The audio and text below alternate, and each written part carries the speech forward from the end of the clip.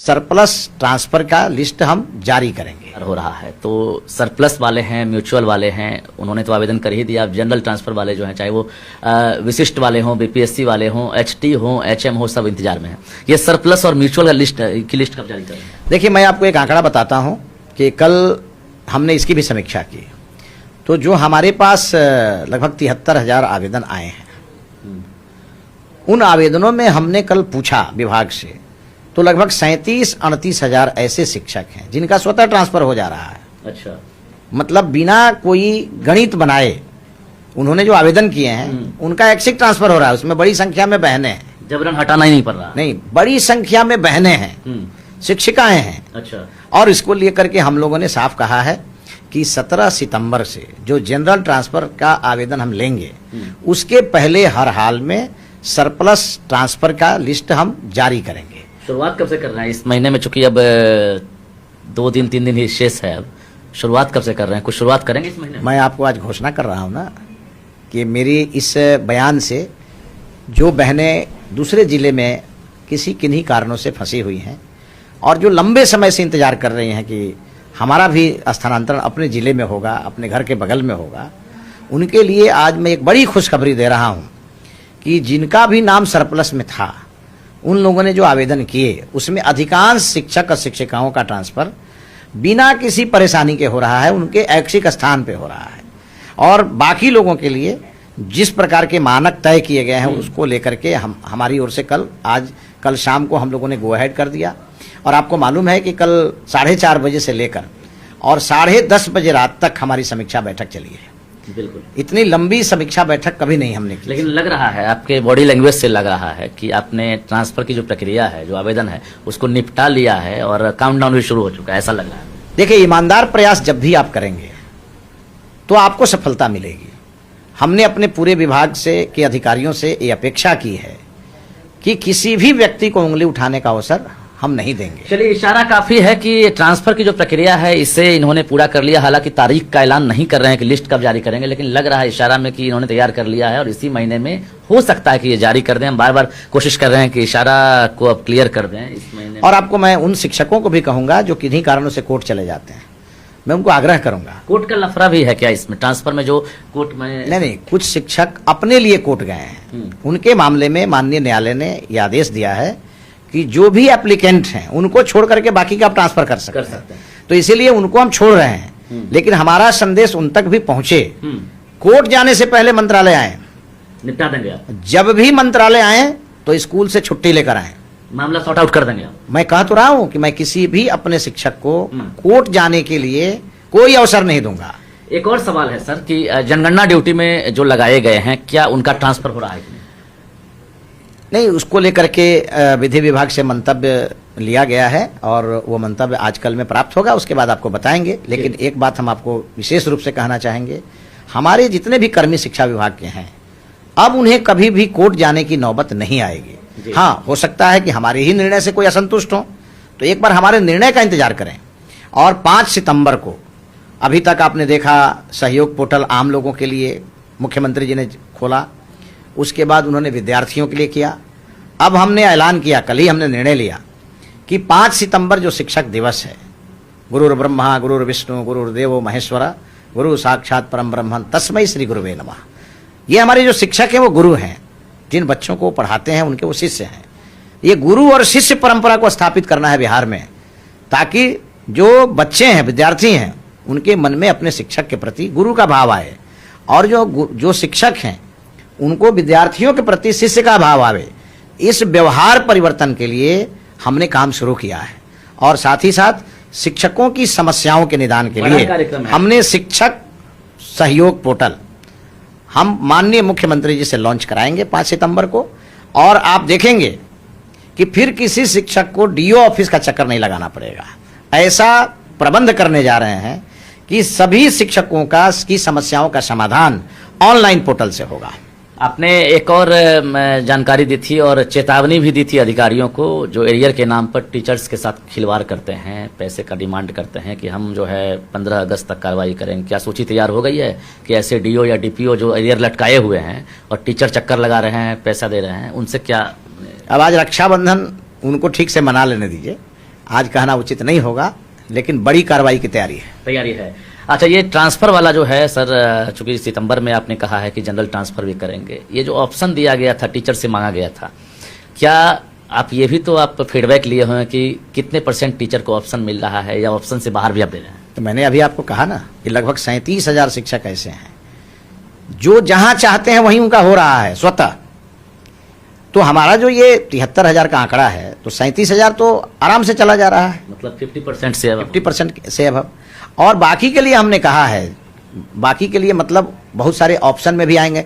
30 option दिया है उन्होंने, तो उसमें मैंने ये 37,000 कहा जो 1 to 5 ऑप्शन वाले शिक्षक हैं। अच्छा, और बाकी के लिए मैंने कहा कि उनका भी हो जाएगा।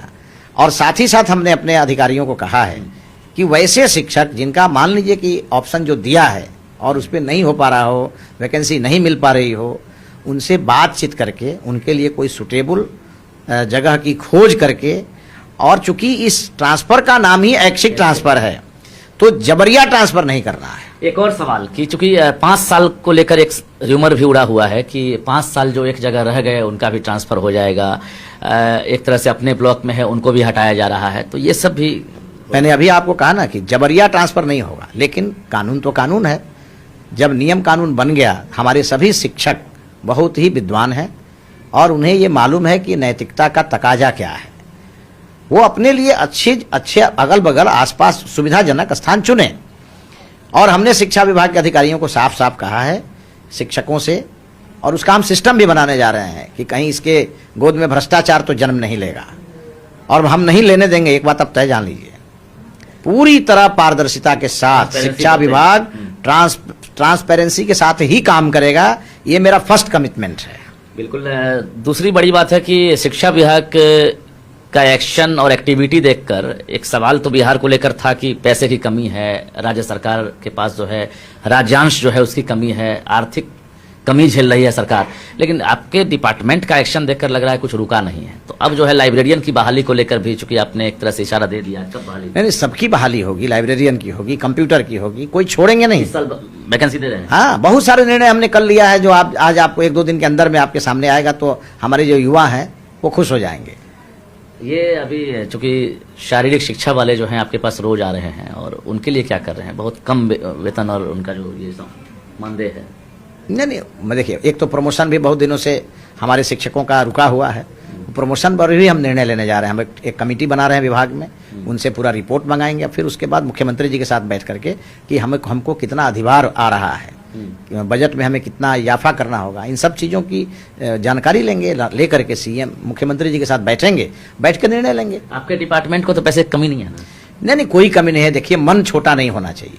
और मैं आपको बताता हूँ, एक समय था जब श्रद्धेय अटल बिहारी वाजपेयी जी देश के प्रधानमंत्री थे, और तब अमेरिका ने सैंक्शन लगाया था भारत पे, और माननीय अटल जी ने कहा था कि हमारे इरादे बुलंद हैं और भारत के लोगों से 2-2 रुपया लेकर देश चलाएंगे, लेकिन अमेरिका के सामने झुकेंगे नहीं।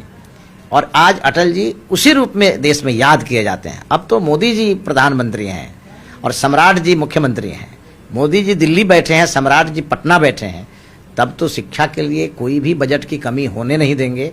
और एक और मैं बता दूं कि मैं जहां जिस कुर्सी पर बैठा हूं, मैं भी बिहार के लोगों से अपील करूंगा, सरकार तो कर ही रही है, बिहार के लोगों की भी उतनी ही जिम्मेवारी है, और उसके लिए बहुत जल्दी हम एक ऐसा प्लेटफॉर्म ला रहे हैं जिसमें जितने भी पूर्ववर्ती छात्र विद्यालयों के हैं वो अपने विद्यालयों की चिंता करते नजर आएंगे, और हम लोग 1 वर्ष में बिहार के सभी विद्यालयों का कायाकल्प करेंगे। एक और चीज, महत्वपूर्ण चीज आपसे जानना चाहें कि एचएम जो हेडमास्टर बहाल हुए थे बीपीएससी से, एचएम का डिमांड यह है कि उत्क्रमित उच्च विद्यालय में उनकी पोस्टिंग की गई है और की जा रही है, ट्रांसफर में उनको यही लगता है कि राजकीयकृत उच्च माध्यमिक या उच्च विद्यालय में जो है उनकी पोस्टिंग हो, इसको लेकर क्या पहल की जा रही है?